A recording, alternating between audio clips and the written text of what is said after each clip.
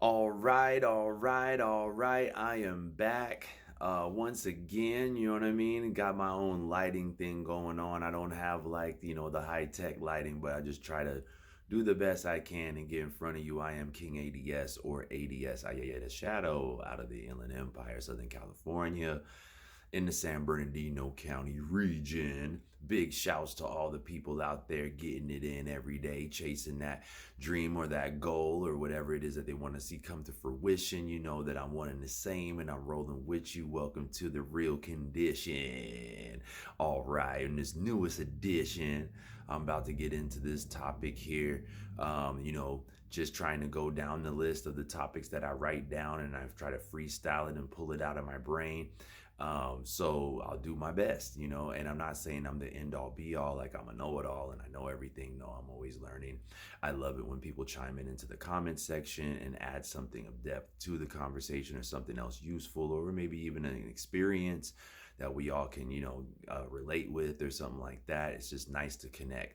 So, right now, and this is probably my eighth video of the day, just so you know what I mean? The whole day I've been doing these because I know I need to catch up to speed, and it's hard for me to spin all these plates and keep it moving and be efficient at everything I do. So I'm gonna have to knock out things in bulk in a bracket of time in order to stay up with all the rhythm of all the expectations that are supposed to be had. So right now it's gonna be about, it's kind of weird, but the topic is, why won't why won't major artists work with you as an unknown, right? And maybe from the top, credibility. Have you built a following? Do you have a buzz? Do you have any projects out? Things like that. That can play a factor because, after all, these are artists who have built credibility and a name for the sake of them being consistent with the way they've been promoted or presented to the world, for quite some time, and maybe they built a lot of traction and things like that. So they don't want to, work with someone who doesn't have that same kind of mutual energy or momentum. You know what I mean? So that's one of the aspects. Another aspect is that, okay, of course, they may sorry about that, they may believe in you or everything like that, but it just doesn't fit into what they're obligated to do contractually. And there's been incidents when I've learned things like, if uh, the in-house camp of the label, they have their stable of talent, it's more likely that that artist will be in that pool of talent. And it's not like saying if they hear your material and it's good and they won't try to help you get a leg up somewhere else, maybe try to connect you with some other people. I've actually had that happen and very thankful, you know what I mean? Um, but nevertheless, the artists themselves may have a full plate, and it's something that's already been pre-designated and been worked on and built up to that moment. And now it's time to execute that plan in particular. So it may be bad timing, you know what I mean? And that's when an artist, like, sometimes that's inexperienced or doesn't understand these kinds of things, they can become impatient or catch feelings over it. They shouldn't catch feelings. The most important thing is to establish the relationship, though, first and foremost. It's nice to get a chance to get a leg up at all, or to have a resource or a connection inside of any industry of interest that you're going to try to embark upon and be a part of. You know what I mean? It's not, doesn't happen every day. So it's very valuable. And plus, like, as I always say, if it's genuine, it's even better. You know what I mean? Or simply they just maybe not, it's not their cup of tea. Whatever you're doing doesn't fit in with what they're doing at the moment in time, stuff like that. And that does happen, where it's like, yeah, you've got talent, you've got skills, but you definitely don't fit with this camp, or with the sound that this particular camp comes out with, or group comes out with. So it may just be a point in case of you sticking to your guns and executing, following through with what you do, whether you have a machine to back you or the most major support to back you or not. You know what I mean? Just keep doing what you do, putting out music, getting out to shows if you can, you know what I mean? Trying to show up and support when you can, and just handling the home bases in your life too, covering all the bases in your own life, so that way you can stay consistent with your passion and drive regardless, and actually it could be something that's great because the process can kind of be shared with the family and stuff like that in your own personal life. Even if you don't go major, you still have some great experiences, stories, and also some wisdom that you can build over the years and kind of share those things, and people can partake in that. So there's nothing unhealthy about you pursuing your goals on your own, whether you're going to have like a major artist on your track or not. You know what I mean? Just keep on going. That would be what I would say. But when the stars line up and all the pieces line up and all the timing lines up, it's always a great thing. Things fit, they work together. Maybe you fill in a void that was missing from a certain equation, or it's something that, maybe another, like a label or a group or an act can see some sort of marketability and think that you'd be a good addition to that team or to that label roster, and those things can happen as well. But usually will happen along the lines of you out there just doing what you do naturally, you know what I mean, and staying consistent on that as much as you can, and just getting in front of people as much as possible. As they said back in the days, and I still think it's the same to this day. If you're still coming up, it doesn't matter how long you've been coming up, but if you're still coming up, the most important thing for any act at any level is exposure, exposure, exposure.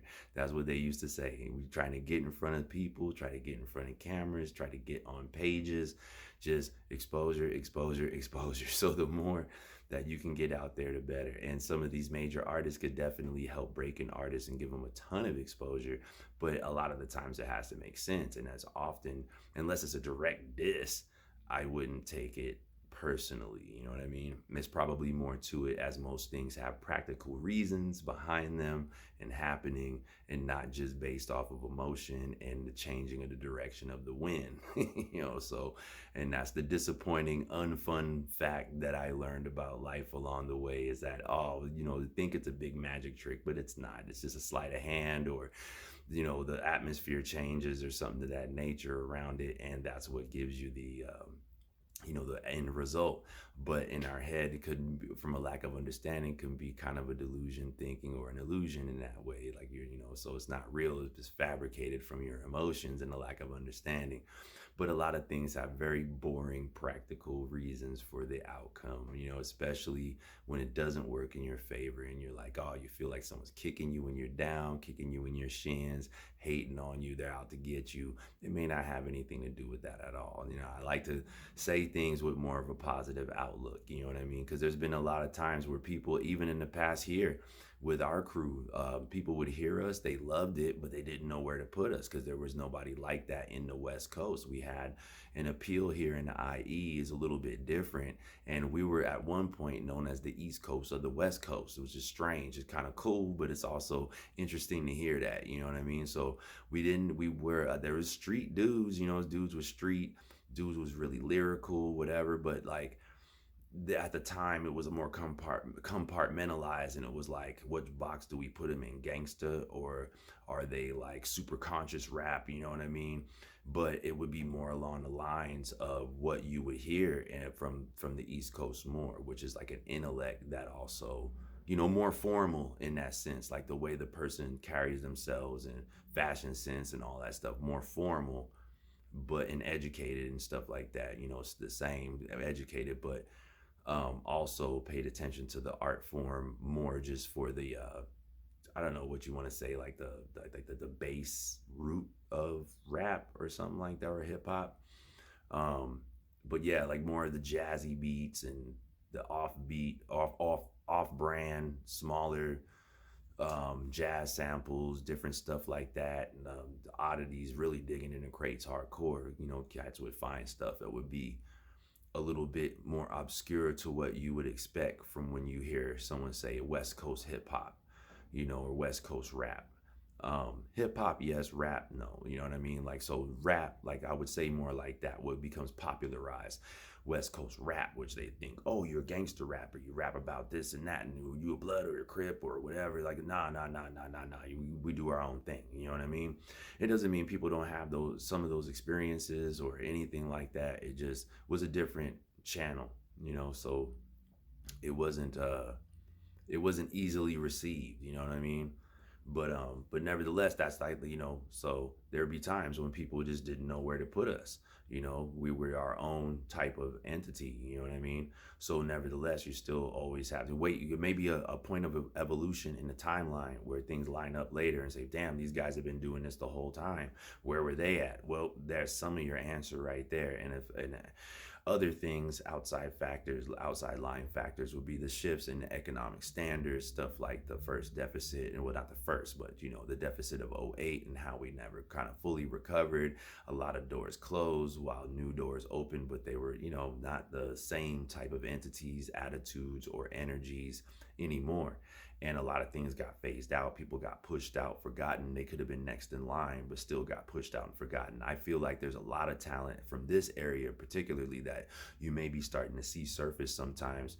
And that's because that's the place that they were in before, is where they were on the rise and they were getting that buzz. You know what I mean? Great things were about to be happening, and then the lines just kind of got chopped, and it's interrupted and never really was able to be revisited or revised. You got a whole new washover, which I'm not, everybody needs opportunity, which is great, but definitely there's a gap there. So you might start hearing about more people, from this area, that are coming back in, you know what I mean? But it's still a testament to stay doing what you do. Don't stop doing what you do, whether you have a major backing, or not, or whether you have a superstar studded artist to support what you do or not. I'm personally don't believe in cosigns to make somebody talented. I simply look at their effort and their investment into their craft and how they execute it and everything. And so this the quality of the artists themselves. I don't look to say like, oh, Method Man's on a track, so this guy's cool, or Red Man's on a track, so this guy's cool, or whoever. You know what I'm saying? Kendrick's on a track with this guy, or M's on a track with this guy, so this guy's awesome now. That's not gonna make much of a difference to me. It's cool. It's dope that it happened, but it's also not gonna be the deciding factor for me. You know what I mean? When I was in the band and we did all those shows and everything, the audience never was concerned with who do they have a song with. Oh, what kind of shoes they wearing? Like little trivial nonsense that doesn't really matter when it comes to music and feeling and connectivity with the audience. You know what I mean? So yeah, I would say regardless, just do your art, your craft, and hopefully, yeah, man, some things will line up and you'll have like, some cool heads that can help create an experience for your listeners and stuff, and that will be great. But I wouldn't say that that should be the only thing that you should worry about. You know what I mean? Worry about your craft. You know what I mean? And connecting and getting that stuff out there so we can all get a vibe. You may have the next new angle that we are all like, wow, I didn't see that. It was in front of my face the whole time, but for some reason I just didn't hear that. But yet you did, and you presented it, and it's great. You know what I mean? Because now we have that new stroke on the brush on the canvas. You know what I mean? We got a new texture, and it's nice to have and add it, and it works harmoniously. And it's not destructively, but harmoniously. You know what I mean? And so that's what's beautiful, because then it's timeless. You know what I mean? It's timeless. You can always revisit it. And when you do, you be like, wow, wow, like a pyramid, right? Like, wow, or a great sphinx or something. Every time you look at it, you're like, look at this temple, man. It's got people carved into it. How intricate is this? Is crazy. So like you can kind of admire things if it's, authentic and stuff, and it's got a new angle. So, but yeah, but the main topic was, why is it that, excuse me again, why is it that certain major artists won't work with you? You know what I mean? Or it could be budget too. I forgot that one too. It could be budget, right? Like they're like, I like you, I like everything you got going on, but it's got to make sense. I got to make a transaction, and it got to make sense. Sometimes they'll work out a trade of services with you too. You can sometimes be fortunate enough to have that happen. I think I'm going to talk about that in another video more, but yeah, like, so there might be a will, there might be a way to the will, or a reason to the rhyme. You know what I mean? Methods to the madness always, but we make it through. And but yeah, I mean, so yeah, why won't certain major artists work with you? It could be timing. A lot of the times it's timing. Could be budget, could be maybe they're just not interested in the song, but why should that matter to you? You know what I mean? Um, and I forgot the other one I said, but you get the picture. So I hope this was helpful. Definitely subscribe to the channel, like the video, follow me on social media, check out all the music. You guys that watch me all the time know the spiel, just getting it out there again. But for the new people here, I really appreciate you. I appreciate your energy and your participation and time. And I'm always learning something new and doing something new, even as you see me changing the angle of the phone as I'm recording, because I've been hearing everybody and I pay attention. I consider it that they said vertical content. So I'm giving a little shot at the vertical style. Woo, uh-oh, I ran out of space and I had to delete old footage off of here. But real quick, I'm gonna get out of here. But like I was just saying, that I'm just giving this vertical content technique a chance and everything. And I think my angle is a little bit different. I think it changed a little. But anyway, much love to you. Big shouts everywhere. West Coast, East Coast, everywhere, all over the world. And let's just stay shining. Let's stay rising. All right, peace.